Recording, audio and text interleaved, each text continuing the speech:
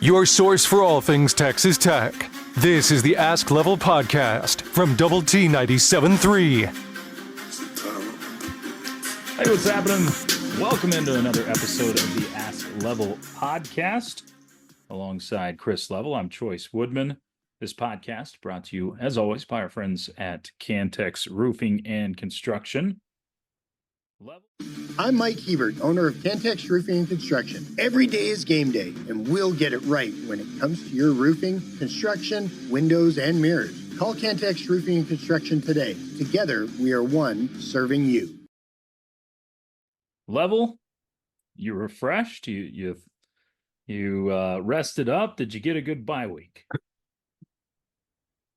Yeah, I mean, it's. I did. I hope everybody did. You do feel like you're missing out on Saturday in some ways. It's like, but I guess the way I looked at it was after you got out of Tucson with a win, I thought, oh, you can enjoy this for a bit longer. Yes. You had set yourself up with your conference record to where you were able to, enjoy it. I'm talking about me and you and those of us that live and die by this stuff. And it was just nice to kind of get back and hit the reset button and all those things. But now you're about to.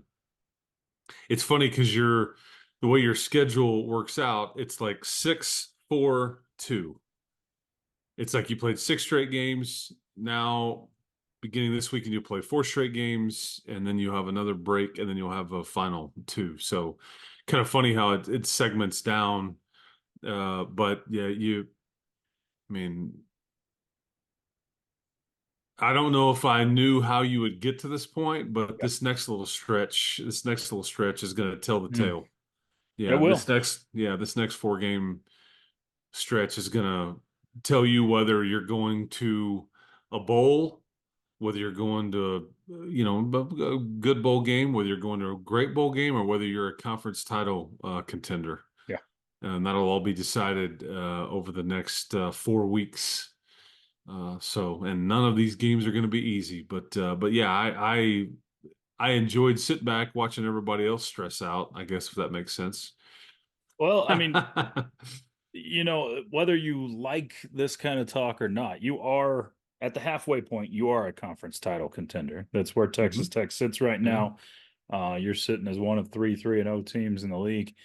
And yeah, some people shy away from that kind of talk, but some of your wins have kind of developed into pretty good looking wins lately. The Cincinnati one and the Arizona State win, those have turned into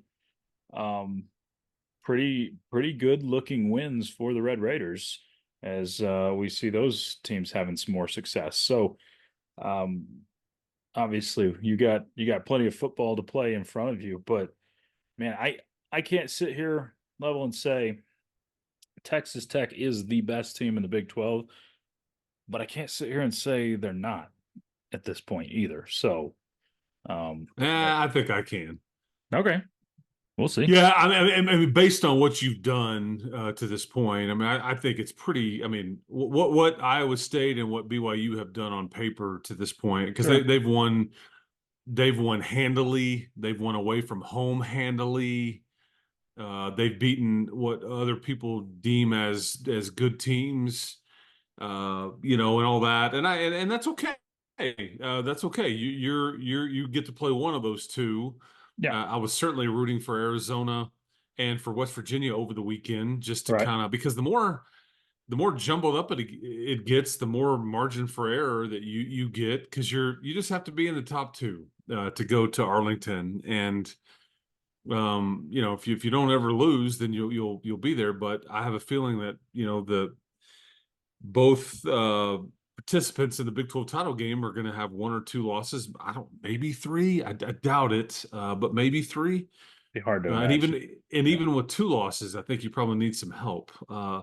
But we're getting to the point now where there's not, you've got the 6 games left, which is what most people are going to have left, and so there's not enough that could happen to survive 3 losses. It's going to have to be 2 or less, and even with 2, you may need a little tiebreaker help here or there. But yeah, and I'm okay saying that I don't think I mean, those two teams went into the weekend ranked 11th and 14th, Sure. and both won uh, on in fairly commanding fashion. And so I think that they'll at least be ranked at 11 and 14th now. But hey, but again, that's okay. So I just would slightly disagree with that, but that's just my opinion. And what is interesting, Choice, is that as you see the conference now talked about, and as you Mhm. see it broken down, you are not being considered amongst the title contenders. I mean, standings wise, sure. Mathematically, all that, yes. Yeah. But I don't think anybody is looking at you as a serious threat yet. And even if you take care of your business at home this weekend, I still don't know if you're going to get a lot of that talk. And that talk doesn't mean anything. It's just the way that the sport is written and talked about. It's going to take winning in Fort Worth and in Ames, and maybe specifically Ames, to earn some respect. But that's a ways off. You gotta stay in the moment, be where your feet are, and worry about the Baylor Bears, and worry about having won the bye week, if you will. Right. Right. And that's the thing. To have any of these sorts of conversations, you've got to take care of business. You got to win the games you're supposed to win. That's where it starts. And a home game against Baylor, where you're a 8 or 9 point favorite, you got to win that type of game. So that's where it starts. And Level, I know this is not even close to the goal at this point, but you can become bowl eligible Yeah. in your seventh game of the season, and it's been a long time since you've done that. And I I guess know, 11 years. and if you get that done, I'll let you ask Joey McGuire that after the game and not me, because he's going to look at me like, dude, I'm not even thinking about that, right? And they shouldn't. It's for people like They us shouldn't. Yeah. to point that out, because they've got much bigger fish to fry, much bigger things that they are aiming for, But the and all last two that. years, you've waited till the Oh, penultimate game of the yeah. season to become bowl eligible. So it's kind of more of a, Yeah, no. we're I mean, living. again, it's a thing that you and I can discuss, and it's nice to check that box. But if you're Sure. contending for a conference championship, it kind of goes without saying that you would get it done semi earlier than normal. But let's just let's make sure we check that box this weekend. And Hope again, I so. don't care if it's by half a point or what. Just get me a result. Keep figuring out a way to get a result, and let everybody talk about how unimpressive it was, or how you're not a serious this, or I'm so mad that we're not ranked, or whatever. You just keep winning, it all sorts itself out. Yeah. So, several questions in. There's a couple of holdovers from last week. Some basketball questions as well. It's the bye week. We'll get to Baylor and give a little preview of them in just a little bit. But here's one that's a little out there from Franco Level. This one says, I hope y'all could go over where some of the 4 stars are we brought in over the last few years and their progress, examples of Isaiah Crawford, Nick Fattig. Would love to know if these guys just need more time in the oven or if they're actually showing some things. And you can give an over, or you can answer that first, and then I'll go over a few more of those 4 stars Level. Yeah. Okay. So like Isaiah Crawford from Post, Yes. extremely raw. I just think when you're a small town, and I think that it's he's still in the oven, if you will. Okay. I think that he's very much just very raw, and there's a lot of people at that position, but in no time has Joey ever indicated on his coach's show, or something that we've talked about on the broadcast, that Isaac Crawford was somebody that would potentially be okay. I mean, he's told us about Eddie Smith. He's told us Mhm. about Charles Anderson, maybe a little bit. Uh, Chetta Ofili was a scout team player of the week a couple weeks ago. Sure. And then you've had some of your guys be in the picture and out of the picture and all that stuff. But I would just say with Isaiah Crawford, just a bit raw right now. The measurables are there. It's just sometimes guys that are at a school like a small town like a Post, they haven't been poached a ton from, it's like, hey man, you carry the ball, you go tackle the guy with the ball, you go kick the ball. Mhm. You're bigger, stronger, faster than everybody. And so when you get to this level, and it's not always the case, and I'm not trying to like say anything negative about Post for small towns, but this is just a leap, and It's I different. think Marcus Ramon Edwards, honestly, it's very similar in that he just wasn't in much scheme. Yeah, And you've got some older guys around these positions that have been in the system for 2 or 3 years, and there's a lot going on with what Tim wants to do on defense. sure. That's how I would answer that question. Well, so some more names. Go back to the class of 22. Mo Horn and Joe Adedere. Yeah. Both guys were 4 stars that And Joe obviously, played out of necessity right out of the gate. yeah, Mo is just really, what, 3 years into this deal? yeah, He's waited his third year. time. That's a typical, Joe Adedere is atypical. Now, part of it, necessity. Two, he was physically ready for it, but he's going to get his redshirt year this year. Some This, other, yeah. yeah, this season will be his redshirt year, but So 24, some of them from that class was Crawford that was mentioned, Jamari Davis out of Clarendon. There's another small school one. mhm. There's Jordan Sanford. He's played a lot. Justin Horn's playing this year. A little Uh, bit. Yeah, a little bit. yeah, He is, again, you're loaded at that spot. He's probably fifth as far as your interior linebackers go, because you've right. got Ben Roberts and Jacob Rodriguez, and you've got John Curry, and you've got Bryce Bryce Ramirez, and then Ramirez. Yeah, there's Justin Horn.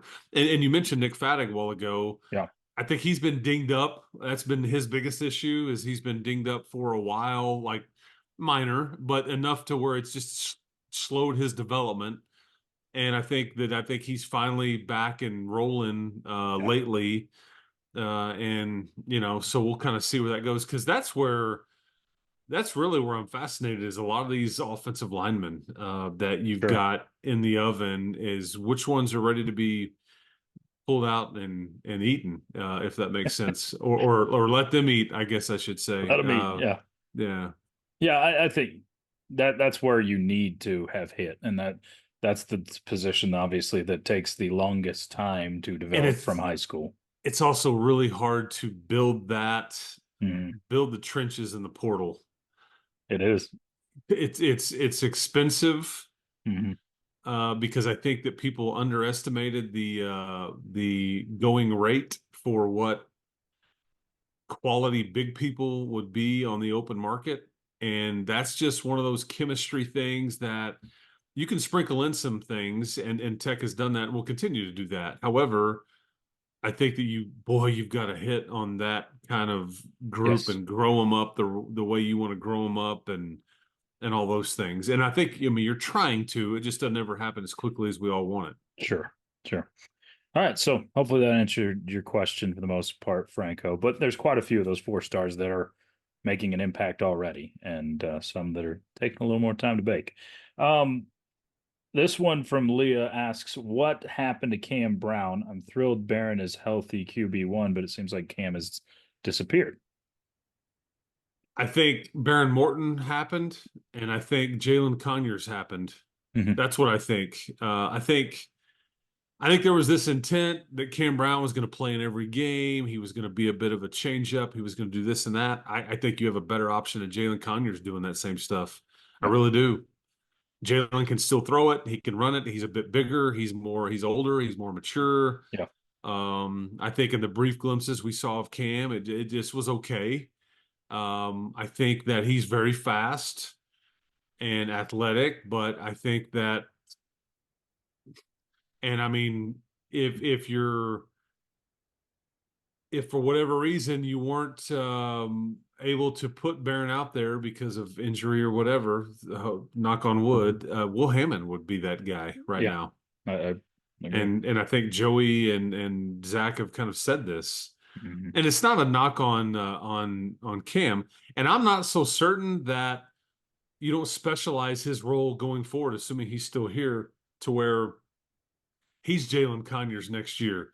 Can he transition to running back? Can he transition to the Wildcat QB? Can he transition to maybe help you be an H-back / tight end? I mean, kind of a gadget type guy. We already know he can throw it. Is there a role for him once Jalen Conyers departs? Because if not him, somebody's going to be that guy. I mean, I just think that if Zach has his way, he's going to have this kind of player because he desperately missed it last year. And the year before it was Donovan Smith. This year it's Jalen Conyers.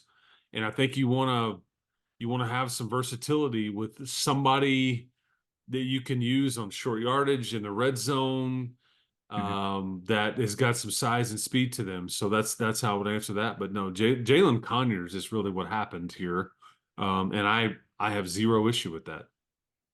Another football question. This one comes from Jack. Says, Level, do you feel like Texas Tech's being disrespected by continuing to be left out of the top 25 and hardly getting any votes? No. I mean, there was a time when I was much younger, it would have bothered me. It would have triggered me. It would have I would have been on a platform like this one, like squawking and going, this is BS, and pointing out all that. There's not a machine that could be built big enough to measure my indifference on this subject, is what I would say. Because if you win, it will sort itself out. If you go beat Iowa State and Ames, guess what? If you slip up at home versus Baylor, guess what? It'll sort itself out. I don't even want to think about that. So, I mean, all of these things, and now more than ever, the rankings still matter. I mean, you want to recruit to it. You want to pump that up. But you've got a path, and you don't have much margin for error. And the path there, it doesn't matter if you're ranked 11th in the country or unranked. The path is the same.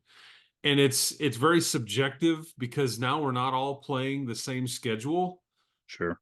There's opponents that you have to play and opponents that you miss and all that stuff. But again, not that I understand people are bugged. I think, but I understand why you're not. I mean, because up until now, we didn't really know if Cincinnati or Arizona State are any good. I'm not certain if Arizona is. And those are your three biggest wins. I mean, North Texas has continued to win. Yeah. I think Abilene Christian lost over the weekend. Washington State, I think, won. But, I mean, Abilene Christian almost beat you. You got hammered by Washington State. What's your big signature win? Is it a team in Arizona that's now below 500 in the league standings? I mean, so I think you have to go with one of the two home games at this point if you're going to. Yeah. I mean, what are you hanging your hat on? I mean, I guess right now, Arizona State may be your biggest one. I don't know. Yeah. Might be. But so. Yeah, I get it.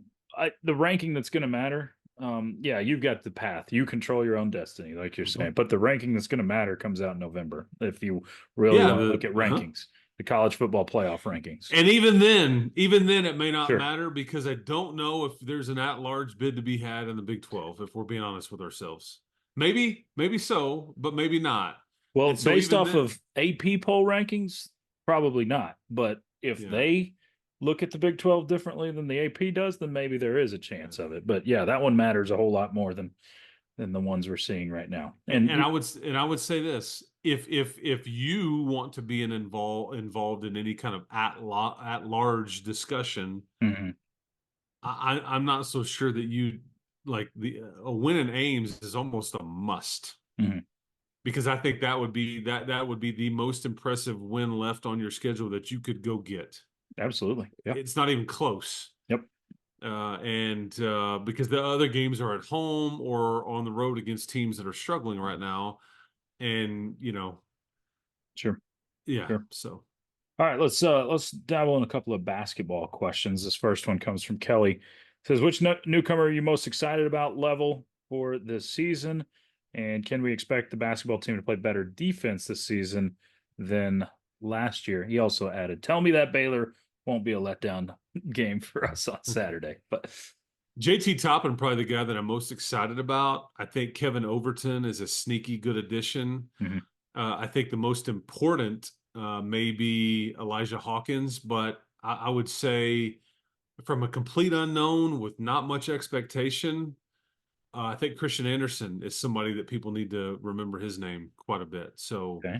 and we'll see what we get. And the interesting thing about that season is that you have to point this out and remind people of this. Mid-November looks different than mid-January. Mid-March looks different than mid-January, and Yeah. so on. There's your team gets tweaked, it's morphed, it's guys get dinged up. I mean, like your team last year, like when Devin Cambridge goes down, I mean, you're thinking, oh no. Yeah. And then you lose Warren Washington for a period of time. You do all that, and you tell me this a year ago, Yeah. there is no amount of money that I would have bet that said you're still going to finish fourth or better in the Big 12 conference if you tell me those two Yeah. things.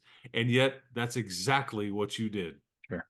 So The other yeah, question. what was the other questions? Yeah, the other question, sorry, I lost it. From Kelly was, it's funny you don't leave the screen. Can we expect our basketball team to play better defense this season?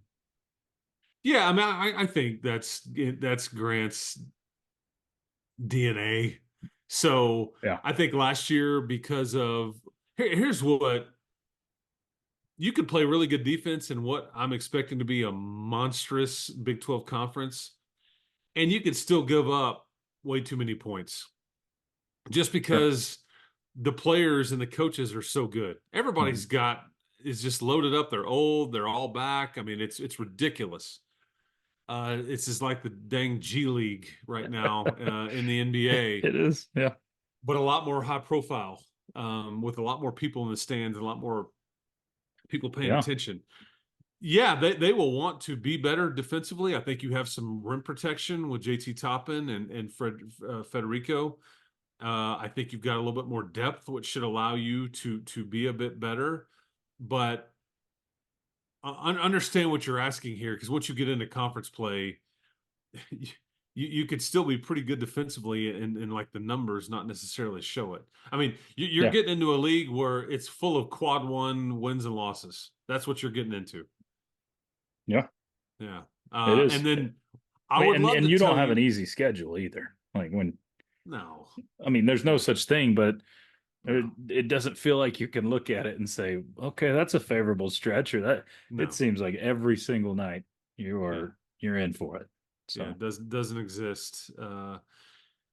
And I would love to tell you that it won't be a letdown this weekend, but I would just tell you, do I think this is going to be? Could you win by 30? Sure, but do I think this one's going to be easy?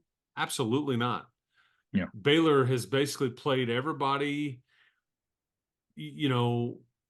except for the second half in Ames, except for the first half at home versus BYU when they were missing like 7 or 8, 9 guys due to suspension on defense because we're trying to handle our culture business or whatever in Waco, which is they've they don't have a bad loss. I think people in Waco are probably tired of hearing that part. Probably. Yeah, because they've. Do you realize that they 2 years ago they came in here and got right? So file that away. Okay, they embarrassed you. I don't know if they embarrassed you, but they beat you handily. What was it, 45-17 2 years ago? Mahomes was being unveiled, and the whole deal. They won that night against you. They would go to Norman the next weekend and win in Norman, and then I think since that time, I think they are like 2-13 in Big 12 games. Since they beat you and then beat Oklahoma the next week. Since that time in Big 12 play only, they are 2-13. Let's keep that trend going. Would like to. Yeah, let somebody else deal with them trying to get it all fixed. But because they have played so many close games. They've played. I wish you would have played them this past weekend. Yes. Yeah. Yeah, and then maybe had a bye week. Granted, after we got home at 7 a.m. or whatever, I was kind of glad there wasn't a game, and that would have squeezed you a little bit. But there's probably a lot of guys that you're benefiting. Not probably. There are a lot of guys that you're benefiting from having that week off to get some Mhm. rest and recovery. But yeah, from the momentum standpoint, that sort of thing, I'm with you on that. And you've got a bunch of like Sawyer Robertson from Lubbock Coronado coming back. Their Yeah, starting quarterback, I think, will still be the starting quarterback. Kyler Jordan he was a should. stud at Lubbock Cooper that starts for them, an outside linebacker Yep, coming back to town. Steve Linton returns true. back here after playing on your roster a year ago. You got a handful Uh, of players that played for Joey McGuire still too, or were there's recruited by. yep, there's a lot of that, and so you just need to you need to put a good effort together, use your home field and all that, but keep your guard up, Hmm. everybody. And I know Joey, there's an old adage about a lot of times people say, man, after a loss, you got to coach them harder. I don't think that's true. I think you have to coach harder after wins. And, I think that that's the hardest thing in sports to try to deal with. And I don't think that you're having this issue. And I think that, but that's what you have to, because you just don't have a lot of margin for error here, man. In these home games, you've got 3 of them left. Got to take advantage of those opportunities. Absolutely, yeah. So, That's hopefully you're able to. Um, but it's why they don't play the games on paper. Um, got another one level basketball wise before we wrap up the basketball stuff. It says, "What's a fair expectation to have as a fan for Texas Tech basketball this season?" I'll play into the second weekend of the tournament. Okay, Finishing in the top 9 or so in the league. I mean, there's going to be some teams. So I'll probably say this a bunch, and so people may get sick of hearing, but I think it's important to offer up context. You could finish 8th or 9th in the Big 12 conference this year, and you could still be ranked in the top 25. I mean, that's how deep and legit your league is. sure. You've got 5 teams in the top 10. Then it's kind of you and Cincinnati are 6th and 7th. We're going to be top 20 teams. BYU is going to be a nightmare. They've got 2 5-star kids. They've got an NBA coach that's got a whole bunch of talent. And then there's the ones on paper that'll be easy, like I'm rolling my eyes here, but like the Oklahoma States, the Yeah, West Virginias, the Arizona States, on and on it goes. There's just not a lot of easy here. It just does not exist yeah. because there's some of these rosters that literally have almost everybody back, and they're extremely well coached. I mean, do you think you're going to beat Kansas by 25 or 30 points and have their head coach ejected this year? Do I'm you, counting on it. That was a fun moment. I mean, Scott Drew flirted with Kentucky, then it's like, okay, if you give me a bunch of NIL money, I won't go anywhere. I'm gonna Yeah, go get an NBA guy off of Duke's roster to come play my point guard spot, and Jeremy goodness, Roach. Let no me add a kidding. 5-star kid that can dunk from the free throw line, and the Edgecombe kid, and then Norshad Omier, who came from University of Miami, that we Tech was in on a couple years ago. Um, Yeah, Everybody that on that Houston roster, other than um, oh, I'm out of season. Other than their stud point guard, gosh dang it, the oh yeah, player of no, the year, in the Big 12 Conference from University of Houston with the I know who exactly. I'm seeing yeah, his yeah. face. Anyway, played there for forever. Anyway, he's gone, but they replaced him with a stud guard as well. So anyway, it's going to be a nightmare. So I think that you buckle up and Shed. understand what you're seeing, because this will be very similar to, say, 2007-8 range in football, when you were like playing in the Big 12 North and South, and you would finish 4th in the Big 12 South, and that was good enough for top 10 in the country. Yeah, And 4th in the South was good enough to basically win several other leagues, but that's how good your division of right, the conference was. right. Jamal Shed, by the way. I Thank know. you very I had much. That was I driving me froze on it crazy. just like you did. Yeah, So Jamal yeah. shit. So I get out of season and I kind oh, of, I know. yeah, it's Well, bad. it's not out of season long level. We're I about three know. weeks away from You're basketball, right. so Yes. we will be overlapping soon, and hopefully have a lot to talk about on both fronts. Because, like you said, I mean, flip it back over to football.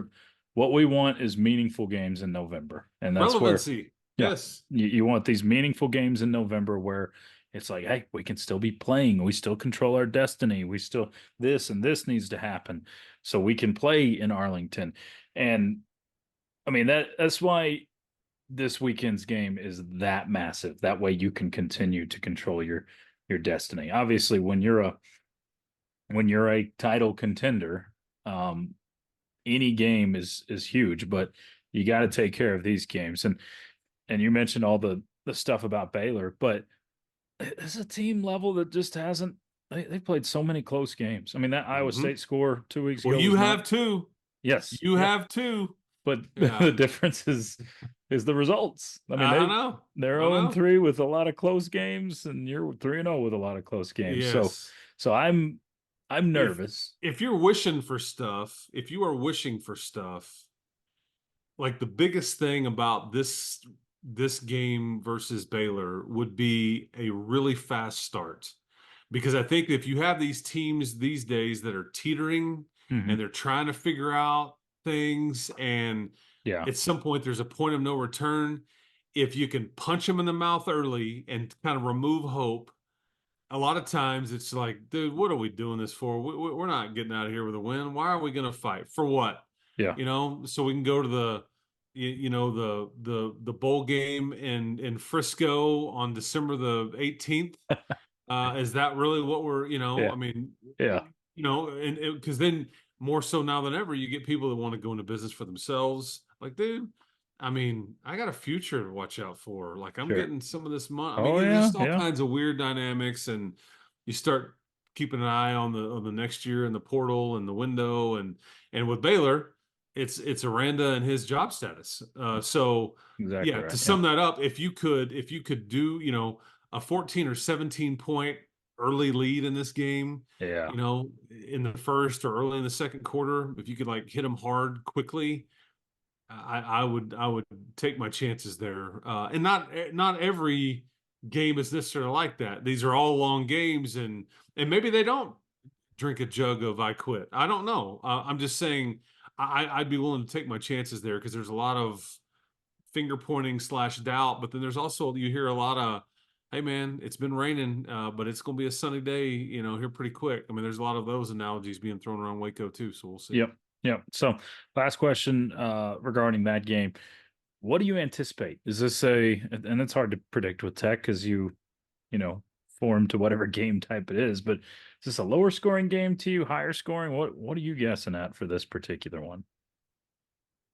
I would probably say I don't think it's low scoring, but I also don't think it's like as a shootout either. I mean, Baylor has struggled Hmm. to run the ball. I think they've had the QB issue with Finn being hurt and Sawyer Robertson kind of coming in. I don't think they have like a go-to skill guy. They have you know, I think there's the Trig kid at tight end scares me. Richard Reese at running back scares me, but he just has been so off really since they came here to Lubbock 2 years ago. I think Monterey was it Monterey Baldwin? Yes, it was Is that right? Yeah, he scares me because he's last got year. some Yep. serious juice. But they've kind of struggled offensively, and they're averaging, I want to say, like 28 points a game. So it's not like they're just inept. They just haven't really maybe figured. And Jake Spavital is their coordinator, and I think he's done actually a good job. Yeah. But I don't know. If you told me right now that you could give me 34, 35 points, I'd probably take it and say that's enough to win. Okay. Yeah. So, That's but valid. we'll see. You just need to keep playing well. And the beautiful thing about what you're doing with these close wins, I don't know if you've really put it all together yet. I don't know if I you've put mean, it all Joey together said yet. that this week. Yeah. But Imagine what you do if your defense will play the way it just did and has in recent weeks. Imagine when you pair that with a really good offensive. I mean, maybe that's what the North Texas game was, but I'm going to grade that one differently because of the competition. But yeah, imagine when you kind of put some of that together, yeah, and you don't have drops on offense, you don't sure. have a bunch of penalties. you don't have turnovers on offense, and you are creating some takeaways and all the like, and then it just, I mean, and if I'm being honest, I'd love to put that together in Ames, Iowa. That would be the place. Yeah. Yeah, that I would don't be know. the Fort Worth sounds pretty good too. I wouldn't mind putting it on the Horny Toads there. yeah, But, yeah. So sure. yeah. So big one this week. We will hopefully get to talk on the other side of a win, bowl eligibility, and continuing to talk about some big dreams in Arlington. But Level, enjoyed it. Glad you enjoyed your bye week. We'll talk again next week. Yeah, looking forward to it. Appreciate everybody tuning in to these shows. Thank you to Cantex Roofing and submitting questions. We'll get to as many as we can. And yeah, it's about to be the busiest / fun / Yeah. most stressful time of the year when everything starts happening at once, and you've kind of played yourself into a fun situation. It's just you need to continue to figure out ways to get results, and if you do that, we'll see. But can all go away quickly, unfortunately. But yeah, Woodman, appreciate it, man. Absolutely. That's Chris Level. I'm Chois Woodman. You've been listening to the Ask Level podcast, brought to you by Double T 97.3. You've been listening to the Ask Level podcast, powered by Double T 97.3.